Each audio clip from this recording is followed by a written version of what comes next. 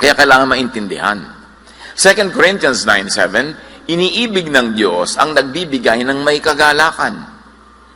At ang pagbibigay ay hindi lang sa relihiyon, hindi lang sa isang specific church. Ang pagbibigay sa kapwa, lalong-lalo sa nangangailangan, sa mahina, sa mga disadvantage, kasama yon sa mahal ng Diyos na pagbibigay.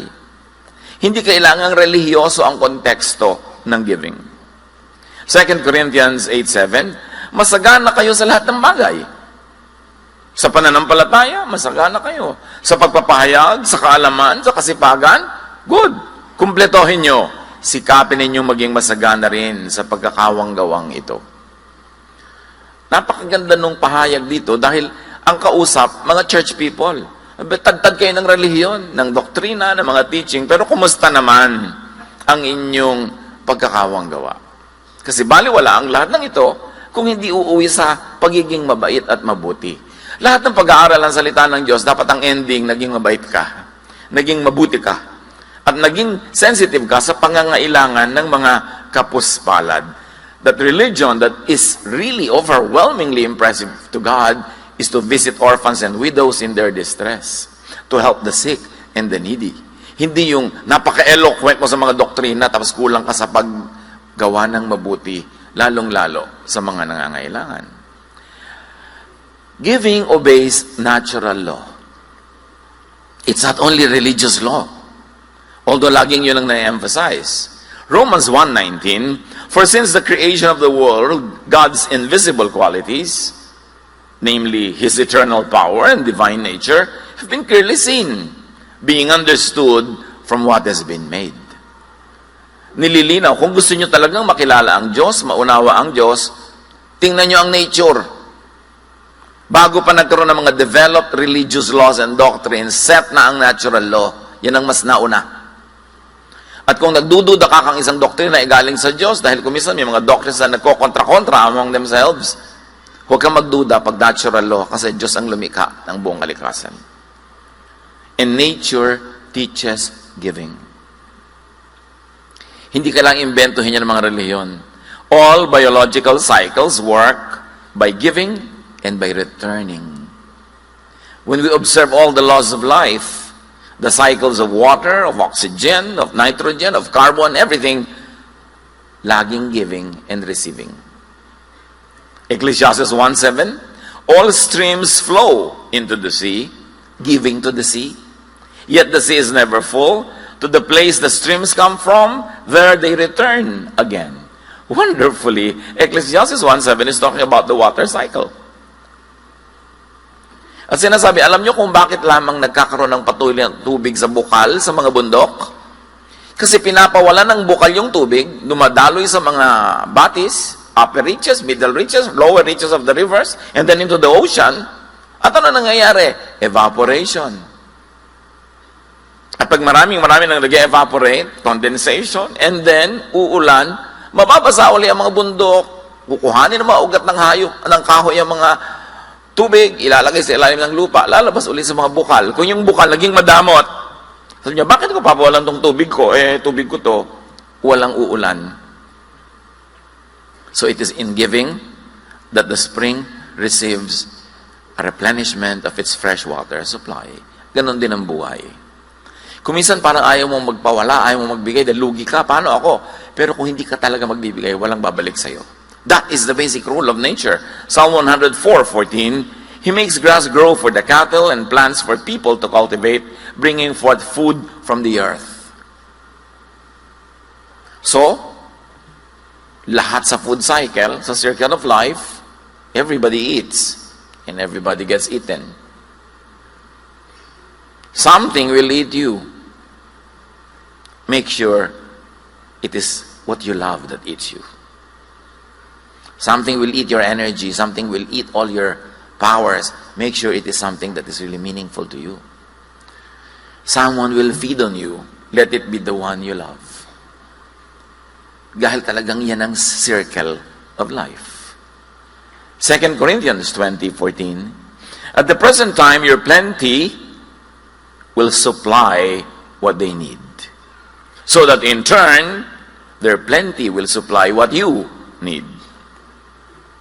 Yung kasaganaan mo, yan ngayon ang magpapakain sa mga nagdarahop at nangangailangan, at darating ang panahon, sila naman ang magiging masagana, ang pagdarahop mo naman ay sila ang magbibigay. This is the circle of life. You inhale so that you can exhale. And unless you exhale, you will never be able to inhale. Kaya dapat nire-release mo ang lahat ng mga magagandang bagay para bumalik din. Galatians 6:2, carry each other's burdens.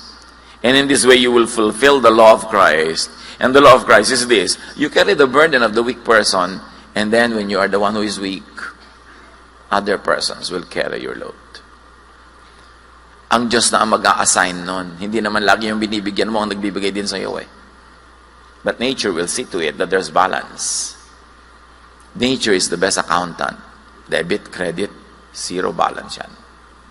Walang debit, credit, kupit. Laging merong balancing. By reciprocating, we ensure that other people and we ourselves receive help. Ang di pagtanaw sa utang na loob ay isang abnormality, isang anomaly, isang hakbang tungo sa kabiguan. Kasi pag hindi ka marunong magbigay sa nagbigay sa iyo, mapuputol ang flow of blessings. Luke 17:17-18, Jesus asked, were not all 10 cleansed? Where are the other 9? Nagpagaling siya ng 10 ketongin, isa lang ang bumalik para magpasalamat. Has no one returned to give praise to God except this foreigner? 10 may ketong, pinagaling ng Panginoon, nagtakbuhan na yung siyang pauwi sa kanilang business, isa lang bumalik. Thank you, Lord. Sabi niya, wala bang bumalik? Isa lang. Para magpuri sa Diyos. Meron dito isang element ng giving. Praise to God. Bakit kailangan ng Diyos na laging pinupuri siya? Ganun ba siya ka-egoistic? Egotistical ba ang kanya mga pamamaraan? Ma-pride ba ang Diyos? Kailangan lang purihin? No. God doesn't need to be praised. We need to praise God. Because God has ordained in creation that praising the Creator calls blessings upon the one doing the praising. That is the rule. Maintindihan man natin at hindi, kaya ang mga tao, ay bakit ang isi naman po ng praise and worship natin ngayon, bitin? Sister, 3 hours na, bitin pa. Meron kasi talagang kailangan mag-praise sila na mag-praise. At bakit nila gusto yon? Dahil may nangyayari sa kanila pag nagpe-praise sila, mahirap paliwanag. Pag ang tao nagpe-praise sa Diyos, nagbibigay, ito, bigay hindi lang naman tithes and offerings ang binibigay sa Diyos. Nagpe-praise ka, ikaw nakikinabang. Hindi natin alam how it works. Maybe someday people will know how the mechanics. But when we praise, we get blessed. Psychologically, mentally, emotionally, and even physically. There are people who are known to get well from their illnesses by praising.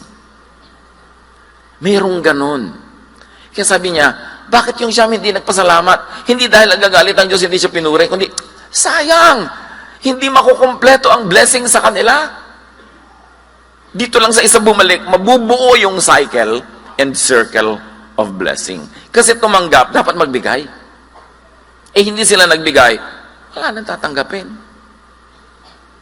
Baka mabawi pa yung naipahiram sa kanilang kalusugan. Matthew 18:32-34, then the master called the servant in. You wicked servant, I canceled all the debt of yours because you begged me to. Shouldn't you have had mercy on your fellow servant, just as I had had on you?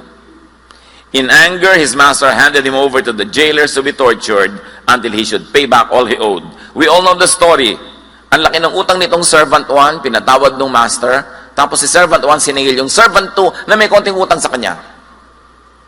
So, pambihira ka, laki-laki na binigay ko sa'yo, tapos hindi mo pinatawad yung mayroong utang sa'yo.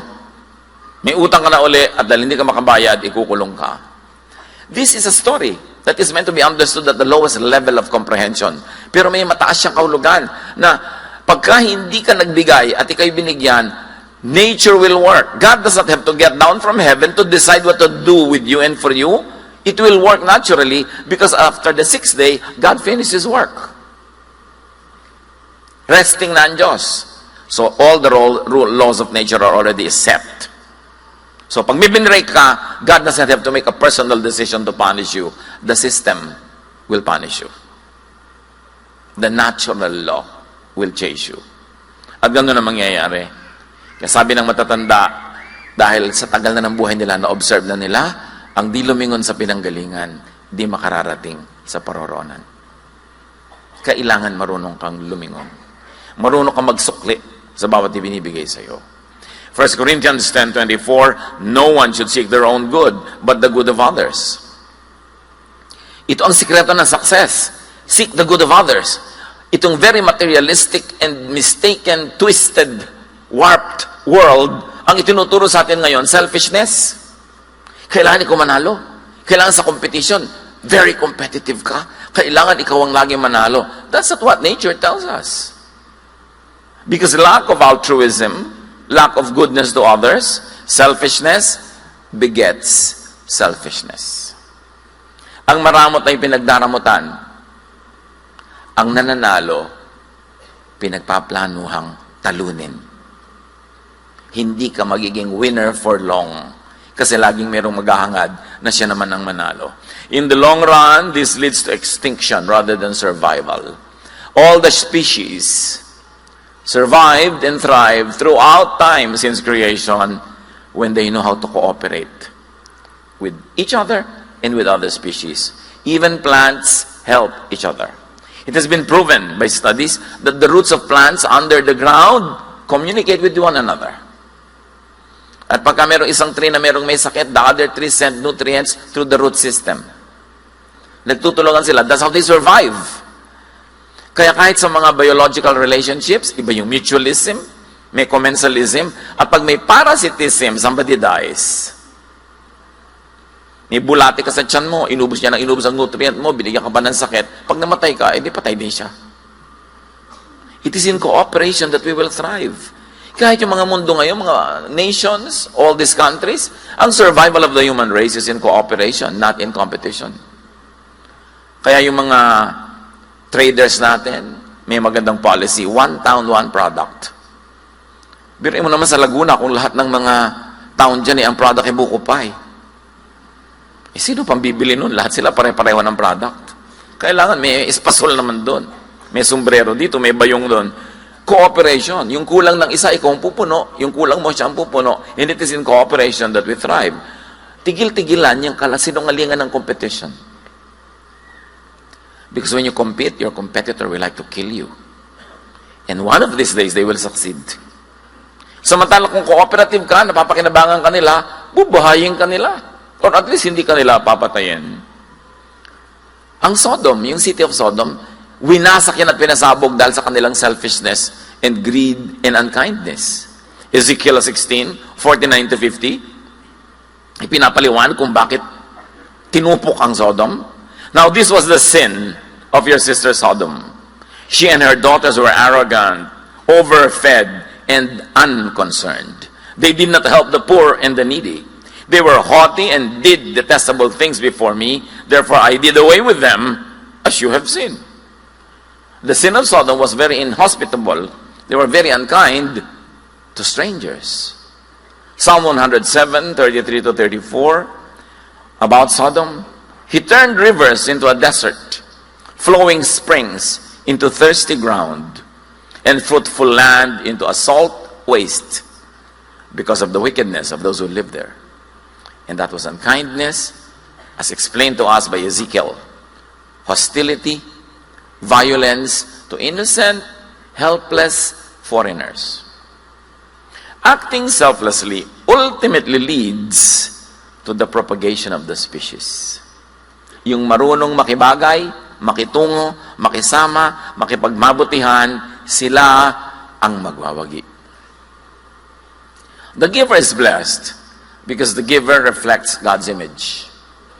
Because the image of God is a giver, not a taker, not a one-way taker. God gives and God receives. What does God receive from us? Our worship, our devotion, our love. And if you like to say, our service. But God is all-sufficient. God doesn't need our service. But God, because He is so loving, takes it upon Himself na siya ang umaako na nagkakautang pag may ginagawa tayong mabuti sa kapwa.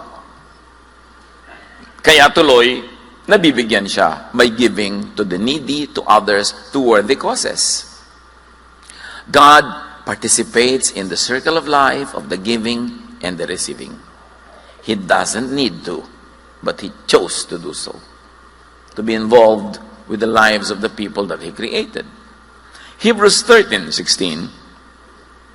At huwag nating kaligtaan ang paggawa ng mabuti at ang pagtulong sa kapwa, sapagkat yan ang alay na kinalulugdan ng Diyos. Yun. Pwede natin gawin yun araw-araw, gumagawa ka ng mabuti sa kapwa. Kinalulugdan ng Diyos. Tinuturoan niyo ba ang mga anak niyo na, anak, itong baon mo, masarap na sandwich. Bakit po dalawa, maghanap ka ng classmate mo na walang baon at bigyan mo? Tinuturoan ba natin sila nito? O anak, ipakita mo ang ganda ng sandwich mo. Ang kapal ng palaman. At kagatin mo habang nakatingin sila. Yung ba ang itinuturo natin sa mga bata?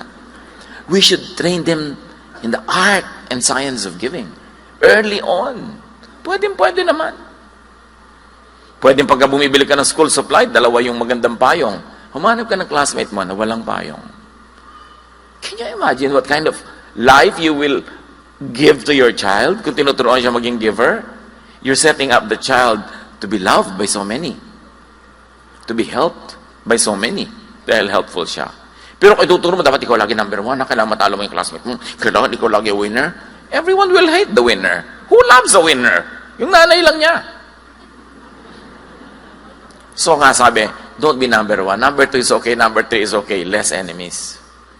Dahil ang pinakamatayog na puno ang tinatamaan ng kidlat. Even nature tells you that. Don't always be the tallest. It doesn't always pay. So the giver is blessed because the giver becomes God's channel of blessings. At sabi nga nung araw, nauso pa ang mga lutuan na may mga kalan na nakakauling dahil gumagamit ng firewood. Sabi na matatanda, may humahawak ba ng palayok na hindi nauulingan? So pagka ikaw gumagawa, nagsisilbi ka, nagagamit ka ng Panginoon, ikaw na muna ang malalagyan ng uling na blessing. 2 Corinthians 9:11, pasasaganain niya kayo sa lahat ng bagay upang mas marami ang inyong matutulungan. Kaya pala tayo pinapasagana ng Diyos para dumami ang kakaya natin magtumulong, hindi para solohin natin. Kaya pag ang dami mong blessing, sabi, teka, kahit anong arithmetic ang gawin ko, sobra-sobra, may pinapagawa sa'yo yung Diyos. May pinapatulungan siya sa'yo. Huwag mong solohin. Binibigyan ka ng chance to be a blessing. E paano po to? Kinito ko na to, sobra na to. Dadami pa lalo yan pag ipinapamigay mo sa tama. Sa tama. Yung malapit sa Panginoon. Una ka na nabigyan, kaya ka nakakapagbigay. Pag sinasabing lugi naman ako na lang lagi naglilibre, paano ka nakakapaglibre? Di ba dahil binigyan ka ng Diyos ng sobra? So nauna ka nang na-bless. So bakit mo ipipigilin ang sarili mong maging blessing sa iba? Kung nananalig ka na ang Diyos ay gising at buhay at alam ang nangyayari, ipapalugi ka ba niya dahil mabait ka? Sasabihin ba niya, pasensya ka, mabait ka. No. Lalo kanyang pagpapalain.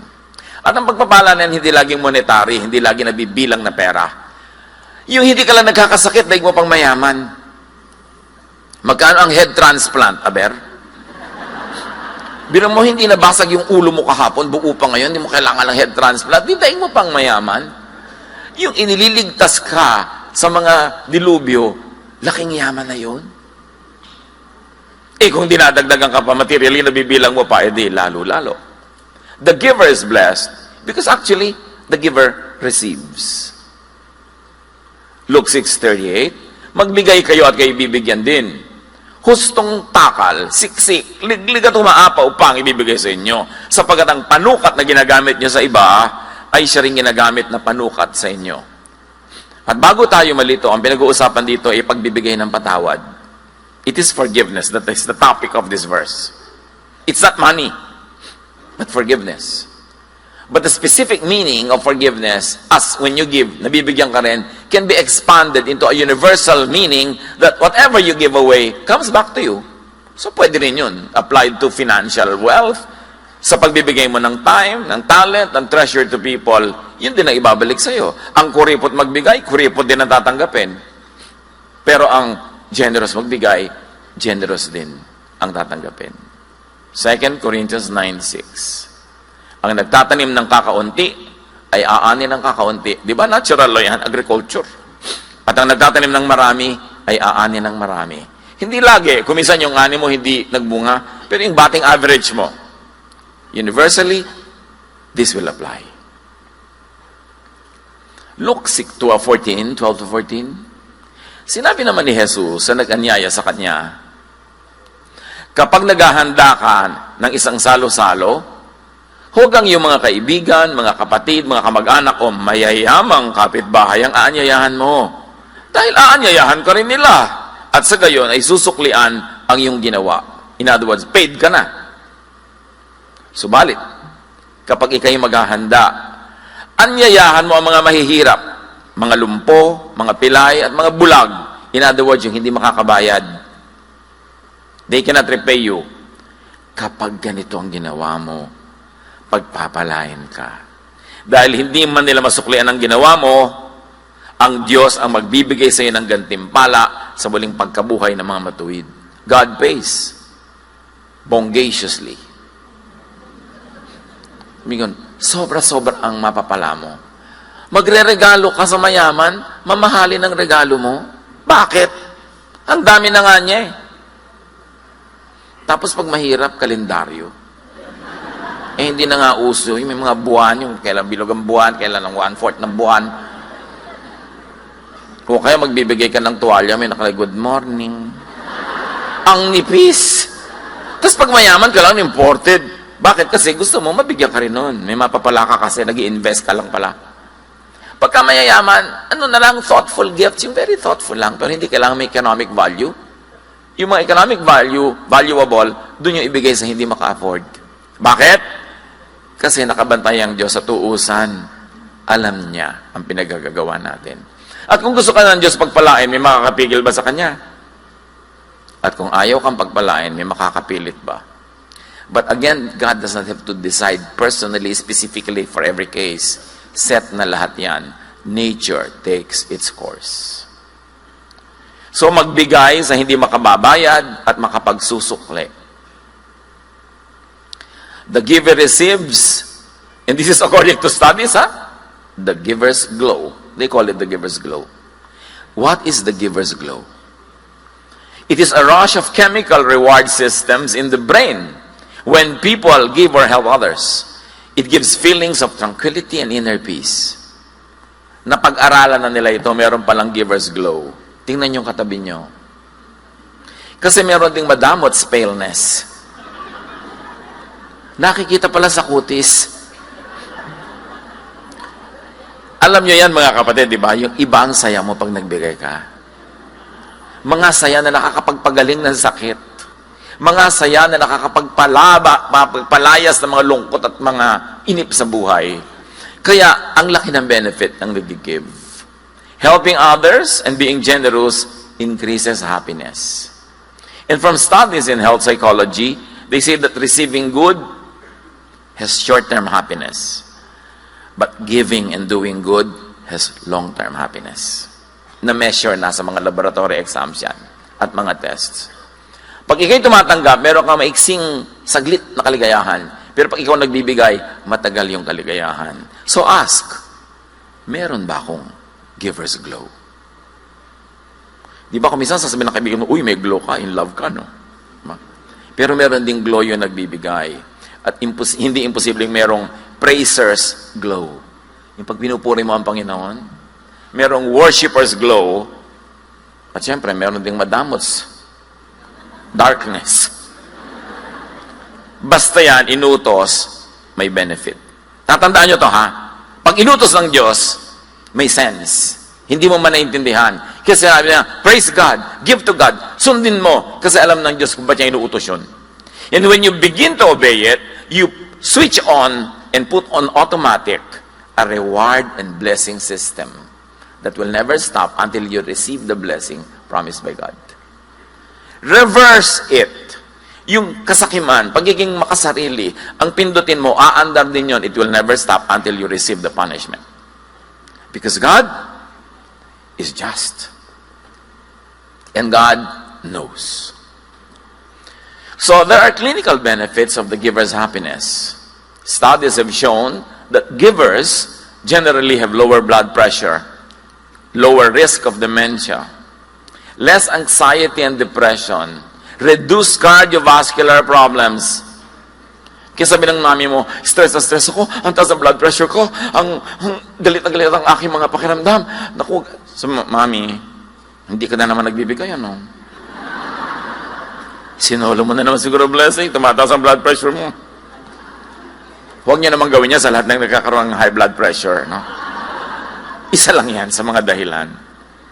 Pero magandang suriin ang sarili. Mahirap palungkutin ang taong palabigay. Kasi siyang may control sa buhay niya. Ito yung gusto niya magbigay, pwede niyang gawin. Ang mahirap pasayahin yung taong gustong tumanggap. Kasi wala sa control niya kung tatanggap siya or not. Can you imagine, if your happiness is in receiving, you place your happiness in the hands of givers who are not under your control. But if you place your happiness in giving, it is in your hands. You can be happy anytime. Kaya dapat marunong ang tao. Sundin ang mga utos ni Jesus. Naintindihan mo no, hindi. May saysay yun. May dahilan. Psalm 41, 1-3. Blessed are those who have regard for the weak. The Lord delivers them in times of trouble. Natural lo yan. Imagine the Lord delivers them in times of trouble.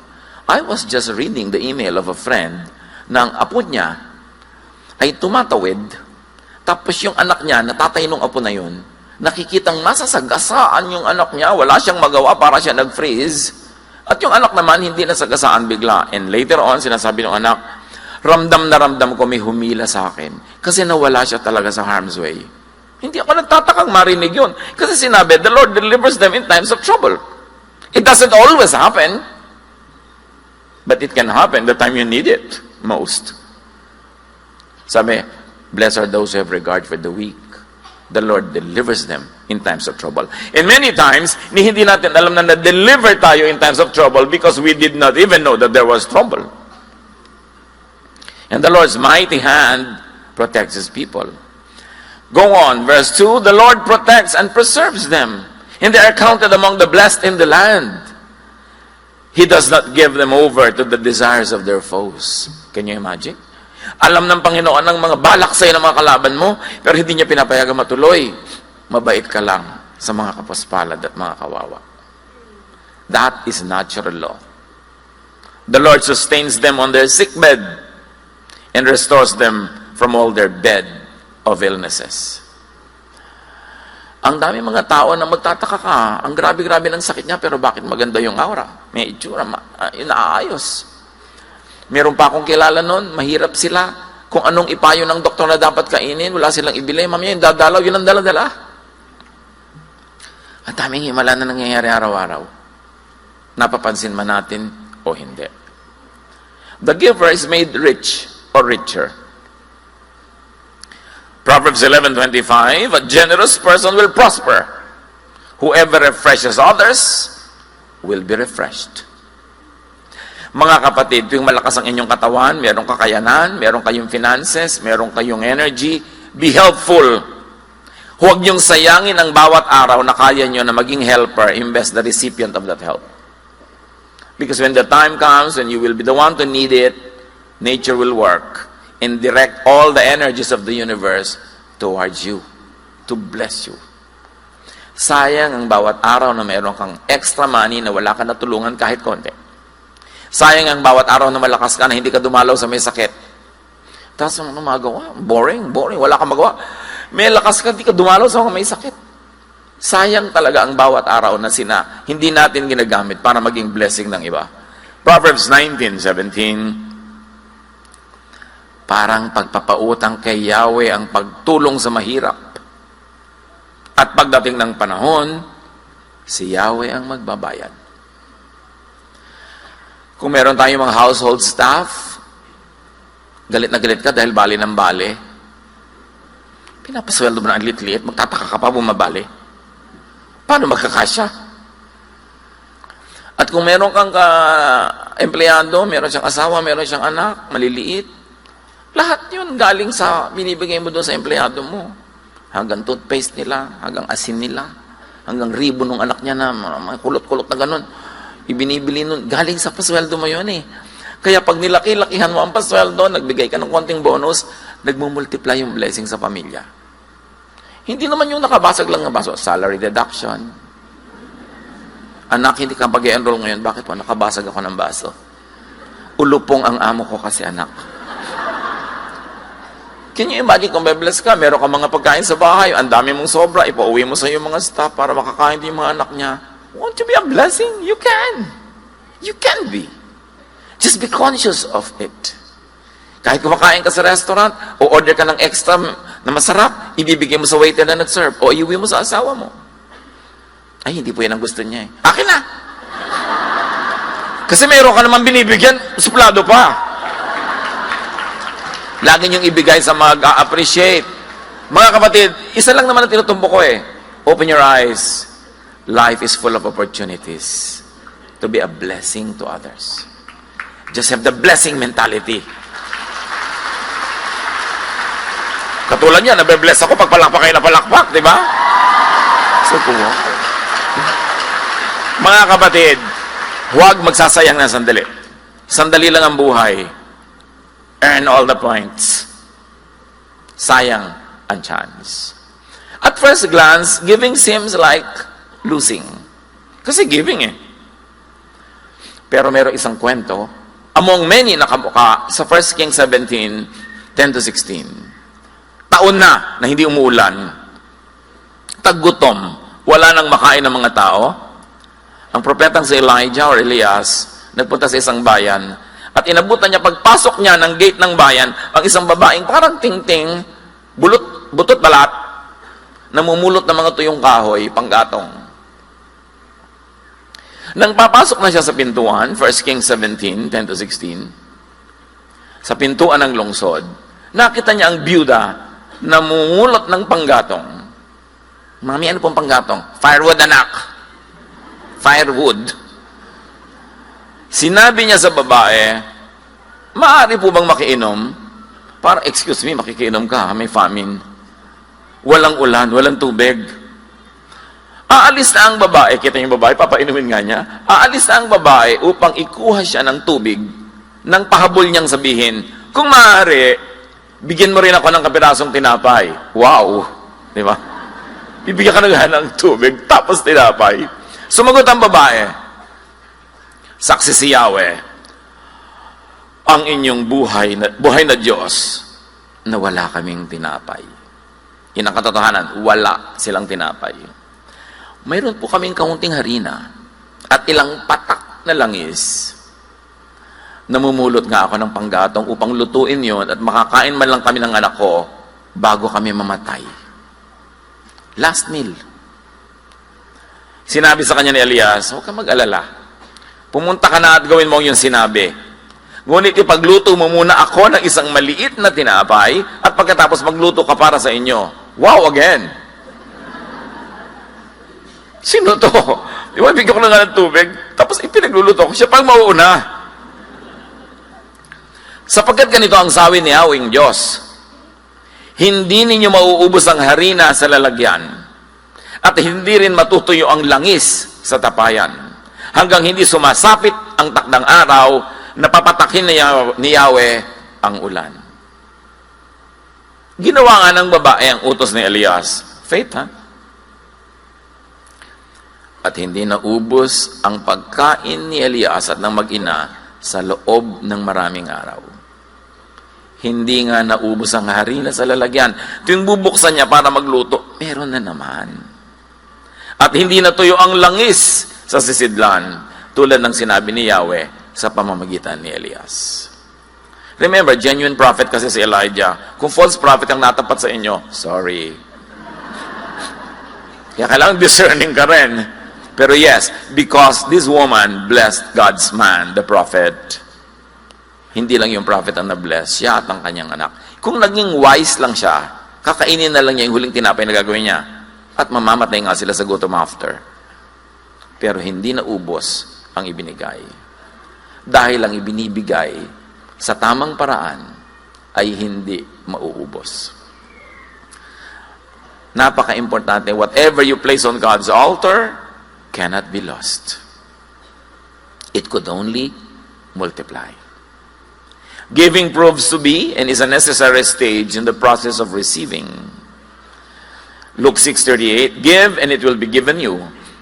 In English lang yung siksikliglig gumapaw. A good measure, pressed down, shaken together, and running over, will be poured into your lap. For with the measure you use, it will be measured to you. Remember, the context is forgiving. So, i-apply sa forgiving, tuwing nagpo-forgive ka, mapo-forgiven ka rin. Higit-higit pa ron. Life cycle is twofold. Receiving from God and giving to God. Because after all, everything we do concerns God. When you receive from people, you're actually receiving from God. Those people are only channels. And when you give to people, you're really giving to God. Because those people, again, are channels, way of giving to our God. Receiving without giving cannot sustain the circle of life. The selfish will perish. The selfless and giving will thrive. That is the law. Isaiah 55:10, as the rain and the snow come down from heaven and do not return to it without watering the earth and making it bud and flourish, so that it yields seed for the sower and the bread for the eater, and so on. But the point is, every movement of nature nourishes something and someone. Kaya pag kumilos din tayo, dapat para tayong hamog, nabe-bless ang bawat daanan. Complete the circle of life. Receive and give, receive and give. A one-half circle is not a circle. It cannot roll. Dapat kumpleto. Yung iba naman extreme, giver pero ayaw mag-receive. Receive din. Pag binibigyan kayo, tanggapin nyo. Huwag mag-pride. Huwag mag-umiwas-iwas. Be a gracious recipient. Sometimes it is more difficult to receive than to give. But in both cases, be a good recipient and be a good giver. That is what life is all about. You keep only what you give away. And you lose what you selfishly try to keep. Luke 17:33, ang sino mang magsikap na iligtas ang kanyang buhay ay mawawalan nito. Ngunit ang sino mang mawalan ng kanyang buhay ay siyang makakapagligtas nito, lalo't ibinibigay natin sa Diyos. Panginoon, turuan niyo po kami. Ano nga ba ang relevance ito sa buhay namin, bawat isa sa amin? Open our eyes, O Lord, so we will be more sensitive to great opportunities to be givers. And also open our eyes to be gracious recipients. Tanggapin din namin, kasi kalooban nyo rin. Kayo rin ang nagbibigay, na kung tatanggihan namin what is genuinely and lovingly given to us, kayo ang tinatanggihan namin. Turuan nyo kami to be excellent in both,